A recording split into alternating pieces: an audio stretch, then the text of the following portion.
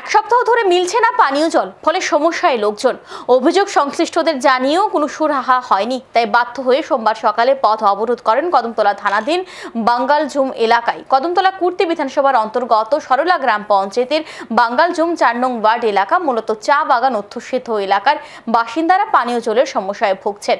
এলাকায় একটি পানীয় জল সরবরাহের পাইপ লাইন ফেটে যাওয়ার দারুণ জলের হাহাকার। বাঙ্গালজুম 4 নং ওয়ার্ড এলাকার বাসিন্দারা আরও জানান, DWS দপ্তরের কর্তৃপক্ষ সহ জনপ্রতিনিধিদের জানানোর পর তাদের এই সমস্যার সমাধান না হওয়ায় আজ সকাল 8টা থেকে তারা কদমতলা থেকে মহেশপুর যাওয়ার মূল সড়কের উপর বাঙ্গালজুম এলাকায় পথ অবরোধ সামিল হয়েছেন। এই পথ অবরোধের খবর পেয়ে ছুটে যায় কদমতলা থানার পুলিশ।